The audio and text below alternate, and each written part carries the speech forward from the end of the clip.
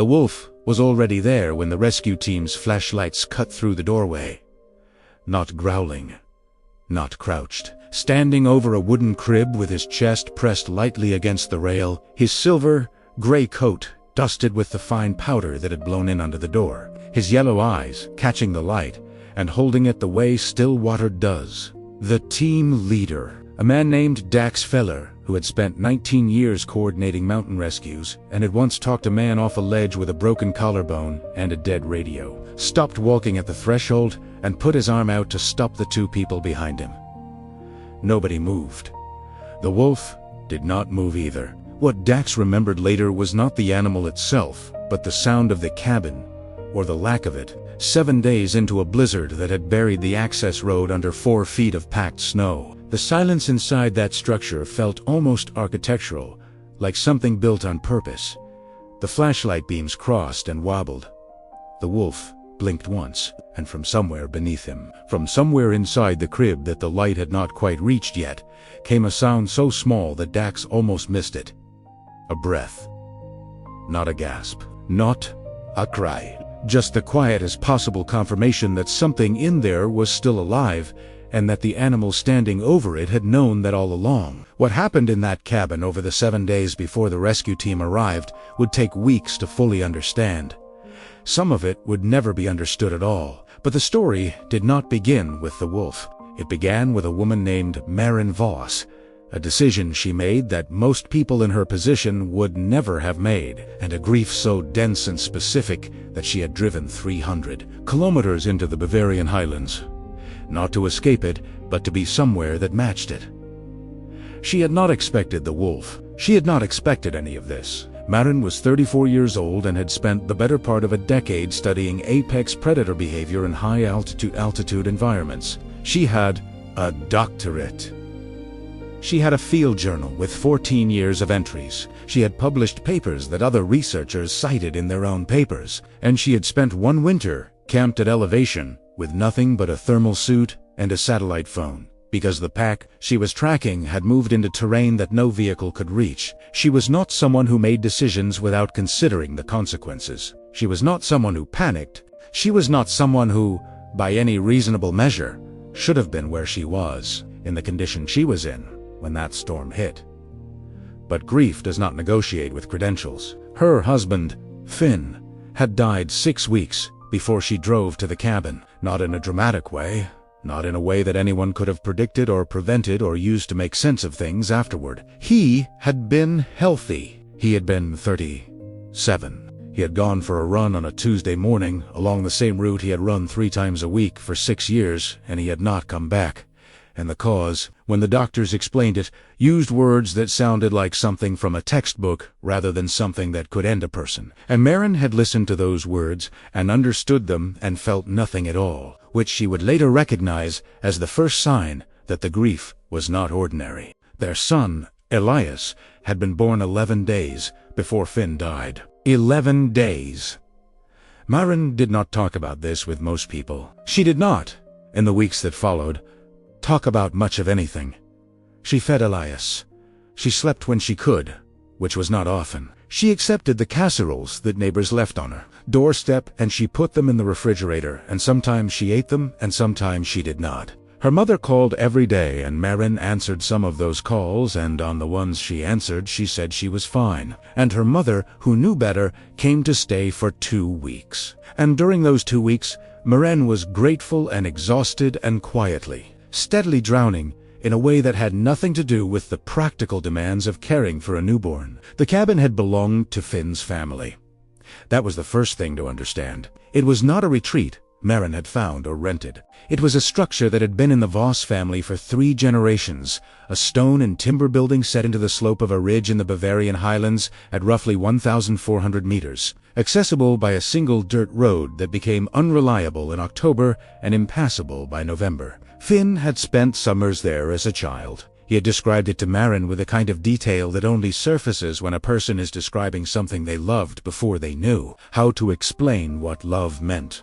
The iron stove. The particular way the light came through the south, facing window in the late afternoon. The sound the pines made when the wind came from the east. He had wanted to take Elias there. he had said, specifically, on a night in August, when Maren was 7 months pregnant, and they were lying in bed with the windows open, and the city sounds coming in from outside, that he wanted their son to hear those pines. Maren had not planned to go to the cabin in October. The idea arrived one morning when Elias was 5 weeks old, and she was sitting in the kitchen at 4 in the morning with him, against a shoulder, and she looked up at the window and saw only her own reflection, and felt, with complete clarity, that she could not stay in the city any longer. It was not a dramatic feeling. It was not a breakdown. It was simply a recognition that the apartment was full of Finn in a way that she needed either to confront or to move away from, and that she was not yet capable of the confrontation. She told her mother she was going. Her mother said nothing for a moment, and then said, "You know the weather can turn up there." Maren said she knew.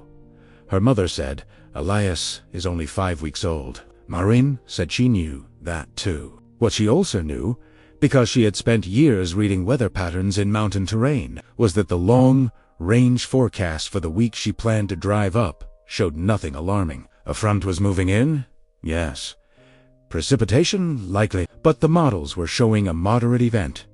Possibly some snow at elevation. The kind of thing that would make the drive back down the mountains slow, but not dangerous. She had driven that road in worse. She had driven every mountain road in worse. She packed appropriately. She brought enough formula, and enough firewood, and enough food to be comfortable for 2 weeks, even if the road closed entirely. She did not pack the one thing that would later matter most. The drive up took 4 hours. She had done it before in 2.5, but Elias needed a stop in the valley town, and she needed coffee, and the road above the junction was damp and required care. She arrived in the early afternoon with the light already starting its downward lean, the way mountain light does in October, pulling away from the peaks and leaving the slopes in a low amber that turned everything slightly unreal. The cabin was cold when she unlocked it, cold in the specific way of a closed stone building that has not been heated in months, a cold that is not merely temperature but history, the absence of boaties and breath and fire. She moved through it without turning on lights. Even though the solar panel system still had charge, she moved through it by feel and by the pale window light, opening and closing drawers, checking the woodpile, running the kitchen pump until the water ran clear. Her hands did these things because her hands remembered the cabin even when the rest of her had been avoiding the memory. She had not consciously prepared for the emotional weight of being inside this specific space. She had thought, while packing, while loading the car, while driving, about logistics. She had thought about formula and diapers and thermals and the infant carrier she had bought and assembled 3 times before getting the buckle configuration right.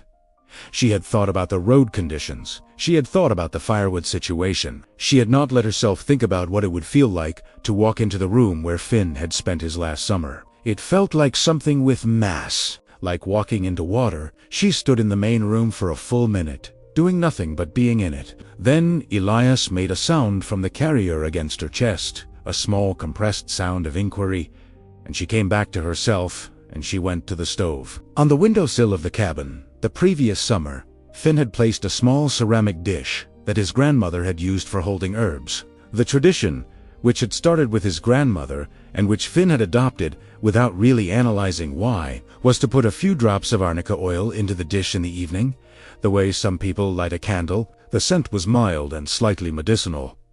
And when Maren had first come to the cabin, she had found it strange. But by the 3rd or 4th visit it had become part of what the cabin meant. She had continued it after Finn died. Not consciously, not as ritual, but because her hands knew where the dish was and knew what to put in it. And sometimes the body carries on with things the mind is not ready to release. She did the same thing on the first evening she arrived at the cabin. She set Elias in the portable bassinet she had brought. She lit the iron stove. She put a few drops of arnica oil in the ceramic dish and placed it on the windowsill and opened the window just slightly, the way Finn had always done. And for the first time in 6 weeks, she felt something close to stillness. She did not see the wolf that night. But the wolf saw her. What she also knew, because she had spent years reading weather patterns in mountain terrain, was that the long-range forecast for the week she planned to drive up showed nothing alarming. A front was moving in. Yes, precipitation likely, but the models were showing a moderate event. Possibly some snow at elevation. The kind of thing that would make the drive back down the mountains slow, but not dangerous. She had driven that road in worse. She had driven every mountain road in worse. She packed appropriately. She brought enough formula, and enough firewood and enough food to be comfortable for 2 weeks, even if the road closed entirely. She had verified this with the calm, systematic checking of someone who trusted the process of preparation. She had the satellite phone. She had 2 backup batteries for it. She had a first aid kit that was more comprehensive than most emergency rooms in small towns. She had a laminated card with the mountain rescue frequency and Daxfeller's direct line, which she had found in Finn's papers in the cabin desk, scrawled on the back of a fuel receipt in Finn's handwriting, which she had looked at for a moment before folding it into her wallet. She had been, by every external measure, prepared. The first 2 days were quiet in a way she had not expected. She had braced herself for the silence. But silence in a mountain cabin in October is not the silence of an empty room. It is the silence of something very large, breathing slowly. The pines moved. The light changed by the hour. A pair of jays investigated the snow around the woodpile and argued about it. Elias slept and woke, and fed and slept again with the radical simplicity of someone who has not yet discovered that the world is complicated, and Maren sat with him in the late afternoons, with the south-facing window showing her the sky going from blue to rose to that specific shade of violet that only mountains make. And she felt, to her own surprise, something that was almost peace. She talked to Finn. Not out loud, not the way grief counselors sometimes suggest, not as an exercise or a practice. She talked to him the way people who have lost someone very close sometimes do without deciding to, in the continuous subvocal commentary that runs alongside thought in the part of her mind that had, for 6 years, been pointed at him whenever anything worth noting happened. She told him what the light was doing. She told him what sounds Elias was making. She told him that the pump still worked, and that whoever had stacked the firewood had done it right, and that she had found, in the cabinet above the stove, 3 cans of the soup he had liked that she had assumed he had finished the summer before. She told him she was angry. She did not elaborate on this. She did not need to. He would have known what she meant. The storm arrived on the morning of the 3rd day. Not the moderate event the forecasts had suggested. Not the manageable snowfall that the models had shown moving through in 36 hours. What arrived was something that meteorologists would later describe as a convergence of 2 fronts that had been expected to separate and instead lock together over the ridge system, producing sustained winds above 80 kilometers per hour, and snowfall that accumulated at roughly 8 centimeters per hour for the first 18 hours. The road was gone by 10 in the morning. The satellite phone Maren had brought lost signal by noon. The power, which was supplied by a small solar panel system on the cabin roof, failed by early afternoon when the panels disappeared under snow and ice. She was left with the iron stove, 2 oil lamps, the food she had brought, and Elias. This was not, technically, a survival situation. The cabin was solid. The firewood was stacked inside, not outside. She had water from the pump in the kitchen, which ran from a spring that had never frozen in the 3 winters Finn had mentioned. She had enough formula. She had enough candles. She was cold, but not dangerously cold. The stove worked. She was a trained field researcher who had lived in substantially worse conditions for substantially longer periods of time. What she did not have was the ability to get help if something went wrong with Elias. That was the variable she had not fully reckoned with. A 5-week-old infant in a remote cabin with no communication and no vehicle access. Not a crisis unless something changed. A situation that required everything to remain stable. On the 4th day, Elias developed a fever. It was not a high fever. His temperature, which she checked with a thermometer she had, mercifully packed, read 38. 1 the first time, and 38.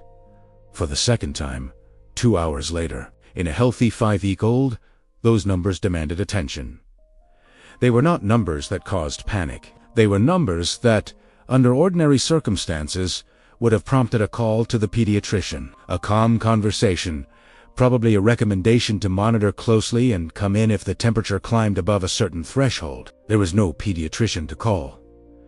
Maren kept the cabin warm. She kept Elias fed. She checked his temperature every 2 hours. She did everything the books said. She did not sleep more than 20 minutes at a stretch across the next 48 hours because the monitoring required full wakefulness, and because the wind was doing something to the roof that she could not identify and did not like the sound of. She told herself, at regular intervals, that she was trained for this, that she had seen worse, that the fever was low and stable, and that Elias was eating and responding, and that the storm would break. In between temperature checks, she sat in the chair beside the crib, and she did calculations. She calculated how long the firewood would last at the current rate, factoring in the fact that she was keeping the cabin warmer than usual for Elias.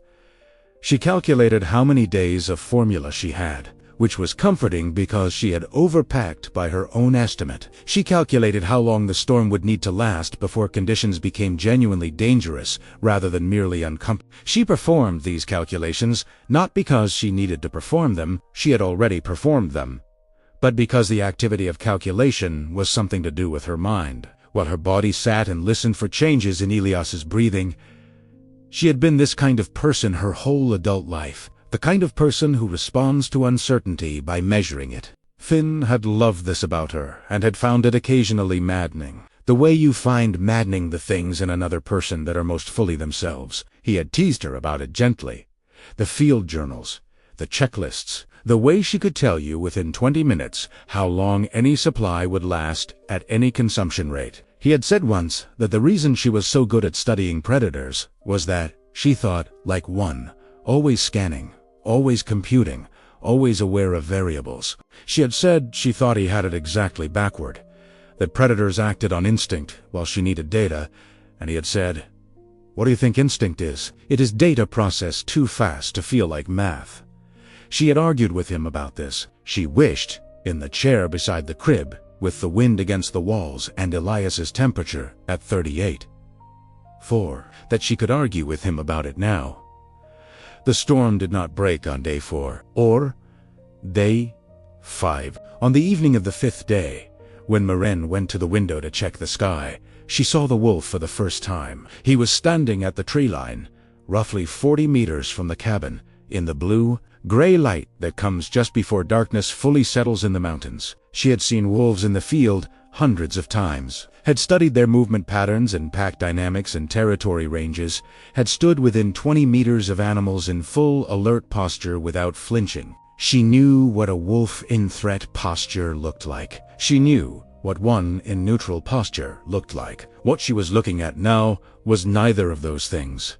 Exactly. He was standing in the snow with his weight evenly distributed, not crouched, not tense, not scanning. He appeared to be looking directly at the cabin, not at Maren in the window, at the cabin itself, or at something about it that she could not identify. She watched him for 4 minutes, without moving. He did not move either. She noticed things about him that her training made automatic. Size, large, consistent with a mature alpha male, likely above 40 kilograms. Coat, a mix of gray and silver with darker guard hairs along the spine, dense enough to suggest an animal in good condition. Posture, weight evenly distributed across all 4 feet. No favoring, no injury visible. Tail, neither raised in assertion nor tucked in submission, held in the neutral horizontal position of an animal that is simply present. And the eyes, which she could not see in detail at 40 meters in the failing light, but which she could tell were directed at the cabin with a steadiness that did not read as the scanning focus of predatory assessment. He was not looking for something. He was looking at something he had already found, she told herself. This is territory assessment. Novel stimulus. Smoke, light, sound, smell. Standard exploratory behavior in an apex predator with an established range. Nothing about this is unusual. She had notes in her field journals from 3 different study periods that described nearly identical observations. Wolves came to the edges of human structures all the time.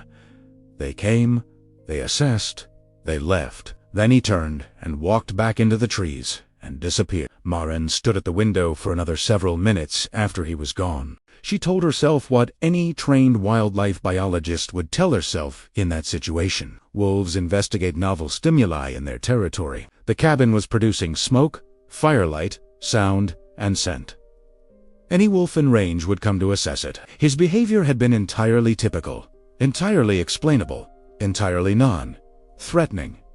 She had seen this before. She went back to Elias. She did not think about the small ceramic dish on the windowsill, or the fact that the window had been cracked open for 2 hours, or what a wolf with a well-developed sense of smell might have detected from 40 meters in the still, cold air. On the 6th day, Elias's fever broke. This happened sometime in the early morning, before the light came, and Maren registered it the way a person registers a sound stopping rather than a sound starting, a sudden absence of worry so acute that it woke her from the shallow half-sleep she had managed. She checked his temperature. E2 was normal. She checked again 20 minutes later. Still normal. She sat in the chair next to the bassinet with her knees pulled to her chest, and she pressed her face against them, and she cried, not loudly, not dramatically. Just the slow and private release of someone who had been holding something very carefully for a very long time and had finally been given permission to put it down. She did not hear the wolf arrive. He had come to the window in the night, at some point, while the storm was still heavy. He had stood on the ledge of snow that had built up against the exterior wall, and he had pressed his nose against the glass. And he had remained. Therefore, what the condensation marks on the glass would later suggest was a substantial period of time. When Maren saw the marks in the morning, she stared at them for a long moment. The oval of condensation from his breath, the 2 faint smear marks that were consistent with a large muzzle pressing and then releasing. She measured the height of the marks with her hand. Whatever had made them had been standing, with its head at roughly 80 centimeters above the sill.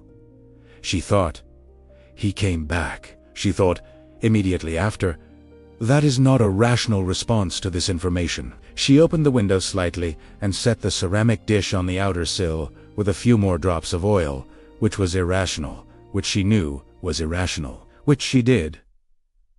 Anyway, on the morning of the 7th day, she woke to find the front door open.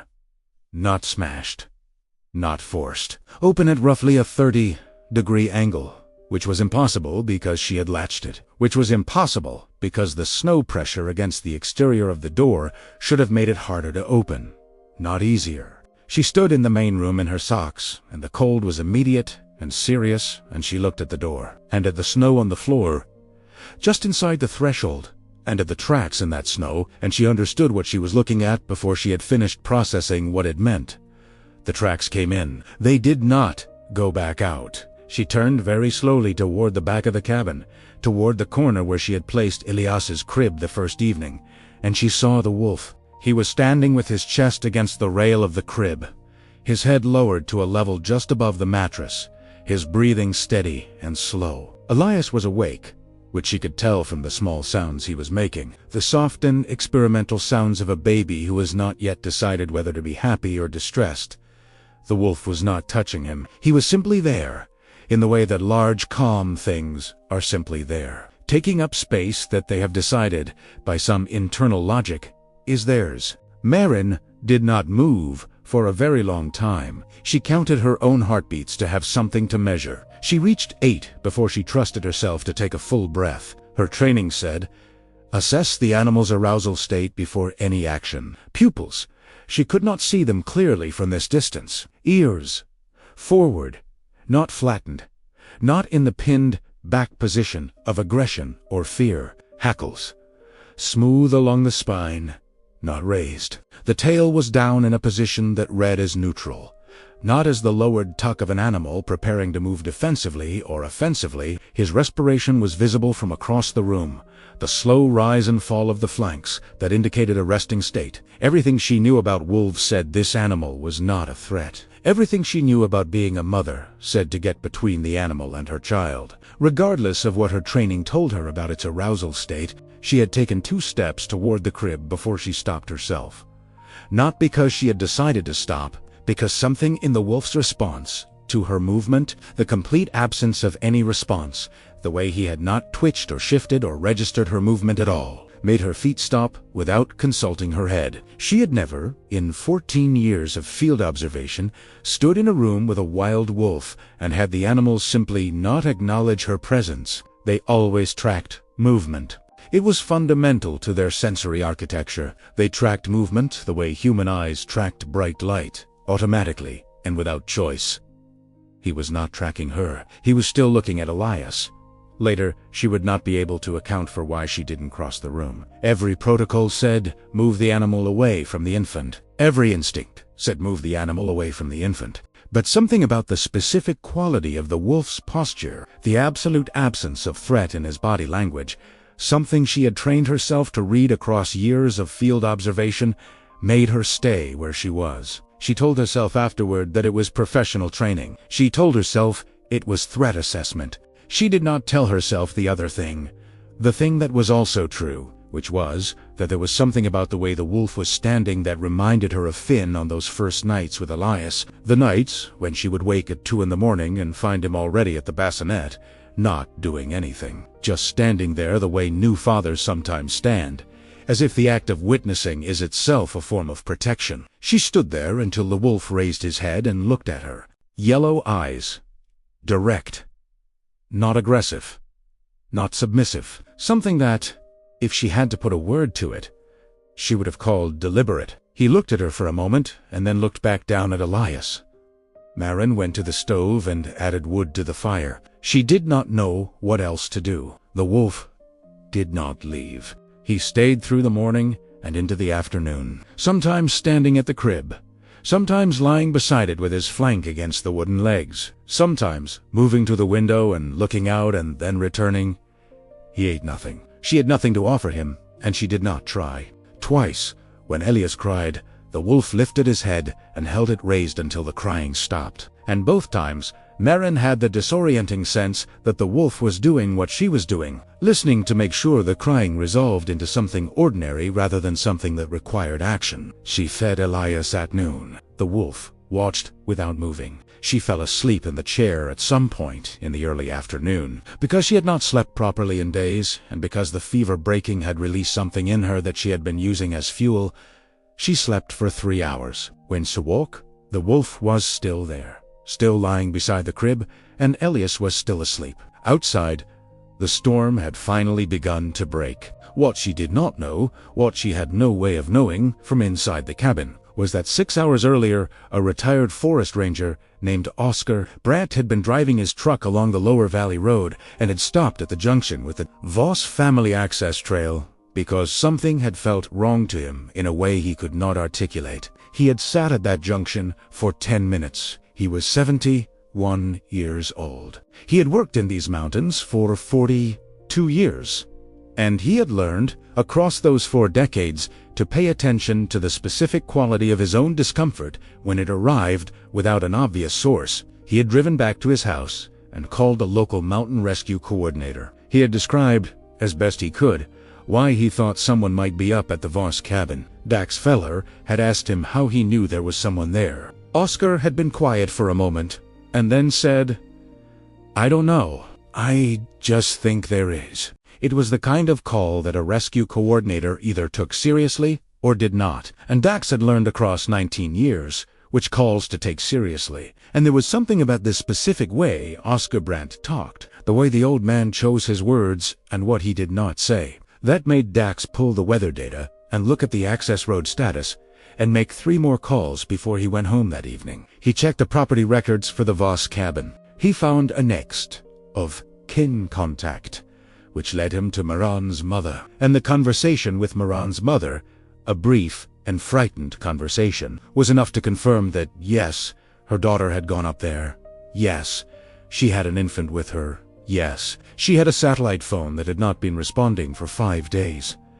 Dax assembled the team that night. They could not move until the storm broke enough for snowmobiles to be operable on the access trail, which meant waiting until morning. Dax had spent worse nights, not sleeping. He had spent the first night of a missing persons situation staring at ceiling tiles enough times that it had become almost familiar. The particular helplessness of readiness without the ability to act. He went over the weather models every 2 hours. He calculated transit times. He prepared for every version of what they might find. He had not prepared for what they found. By 2 in the afternoon, they were at the cabin door. Dax was the first one through the threshold. He stopped. He put his arm out. The wolf raised his head from the crib. Dax later said that in his 19 years of mountain rescue, he had never once felt the specific combination of things he felt in that moment, which was both fear and something else. Something he struggled to name. Something that had the texture of witnessing rather than encountering. The wolf looked at him the way Dax imagined very old things, looked at very new things, with patience rather than judgment, with the particular stillness of something that has already done what it came to do and is simply waiting for the next part to begin. Nobody moved. From the crib came Elias's breath, small and steady. And then Maren appeared from the back room, where she had gone when she heard the snowmobiles. And she looked at the rescue team, and she looked at the wolf, and she said, in a voice that carried more exhaustion than Dax had ever heard in a human voice, "He was here when the fever broke. He stayed." The wolf walked to the door. He walked past Dax without looking at him, without any change in his pace, with the absolute lack of urgency of something that has finished a task. He went through the doorway and across the snow and into the trees, and he was gone before any of them thought to do anything about it. And Dax stood in the doorway for a moment, looking at the tree line, and then turned back to the cabin and began doing what he had come there to do. The medical team that reached the cabin 2 hours later, traveling behind Dax's initial team with better equipment and a doctor, checked Elias thoroughly. His temperature was normal. His vitals were normal. He was, by every clinical measure, a healthy 7-week-old infant who had recovered from a mild fever. The doctor, a woman named Frida Sandor, who had been doing emergency mountain medicine for 12 years, wrote in her report that the child had sustained no adverse effects from the period of isolation. She noted, in a brief addendum, that she added almost as an afterthought, that the infant appeared unusually calm for a child who had experienced that environment and that age. She did not note the other thing. The thing that the rescue team members talked about among themselves on the snowmobile ride back down the mountain, which was the wolf's tracks on the snow around the cabin's perimeter. Someone with field tracking experience in the team had pointed them out before they left, had walked the perimeter and traced what he could read in the pattern. The tracks showed an animal that had been circling the cabin at intervals for at least 4 days. Not passing, not marking, moving in a consistent, unhurried circuit, pausing at windows, returning to the door. The tracks at the door itself showed multiple approaches and retreats across what appeared to be at least a 2-day period before the door had finally opened. The question of how the door had opened was never definitively answered. The latch was intact. The door was solid. The snow pressure against the base of the door would have required a significant force applied at exactly the right angle to swing it inward. Wolf skulls are dense, and the animals are capable of applying considerable force with their heads when motivated. This was the explanation that most people settled on. It was a reasonable explanation. It was the kind of explanation that made the story manageable rather than unsettling. Maren thought about this a great deal during the 4 days she and Elias spent in the Valley Hospital under observation. She was not injured. She was dehydrated and sleep depleted, and her hands had a fine tremor that the nurses attributed to exhaustion, and that she suspected was also the body's delayed accounting for what it had been through. Elias fed and slept, and was declared healthy with the efficiency of an institution accustomed to good outcomes. Maren lay in the hospital bed at night when the ward was quiet, and she went through it in the careful analytical way that was her nature. The wolf had circled the cabin for 4 days. Before entering, he had not attempted to enter earlier, during the period of the fever's peak, when Elias was most vulnerable. He had entered on the morning of the 7th day, after the fever broke. She told herself, correlation, not causation. She told herself,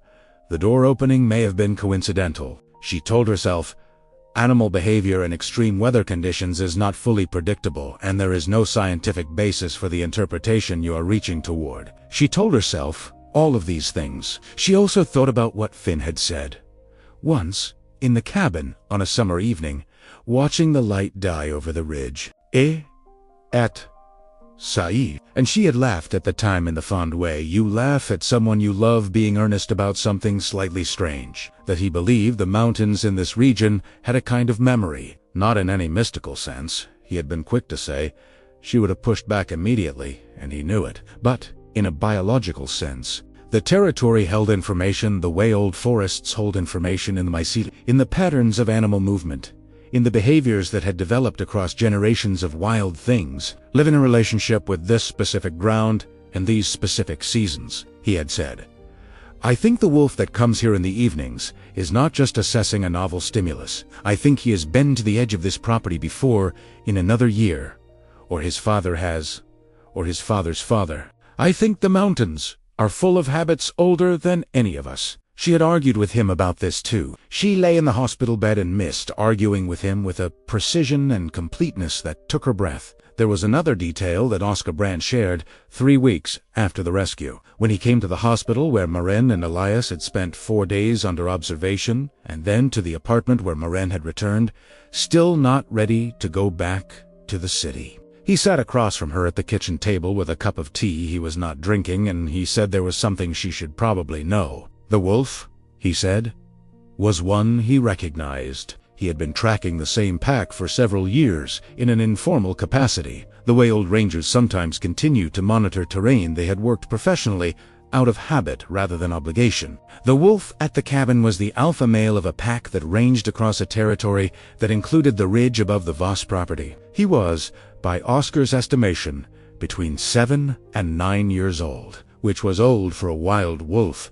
Old enough to have behaviors shaped by experiences Oscar could not fully account for. He had been seen near that cabin before. Oscar paused. Not by him, he said, but by Finn.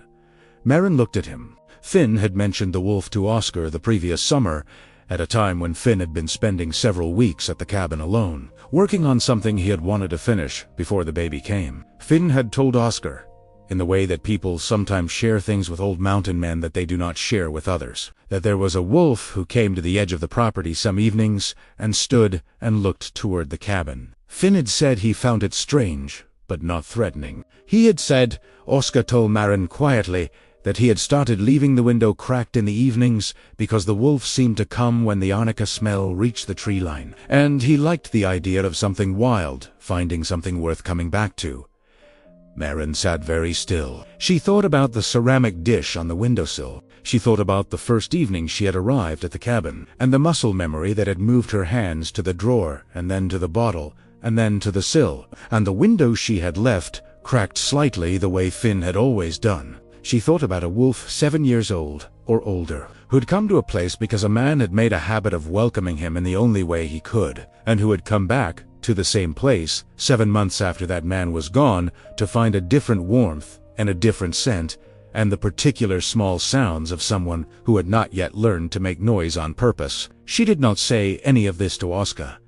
Oscar did not require her to. He finished his tea and he stood and he put his coat on, and at the door he said, "The mountains hold things longer than we think they do." Then he left. Maren stood in the hallway of the apartment for a long time after the door closed. Elias was in his crib, asleep. In the same corner she had placed it in the apartment as she had placed it in the cabin, against the wall with the most light. She walked to the crib, and she stood over it with her hands on the rail, and she looked at her son, who was breathing with the unhurried thoroughness of someone with no knowledge of what had almost happened, and no knowledge of what had held it at bay. She thought, Finn wanted you to hear those pines. She thought, something heard instead. In the months that followed, Maren returned to the cabin once, in Tea Spring, when the road was clear and Elias was 4 months old and able to register the world with more than his proximity sensors. She did not go with any expectation. She went because it was Finn's place, and Elias's place, by inheritance, and because she had decided somewhere in the winter that grief was not something she was going to outrun, and so she was going to go back to the places that held it and stay in them until they felt like something else. She left the window cracked on the first evening. She put the oil in the dish.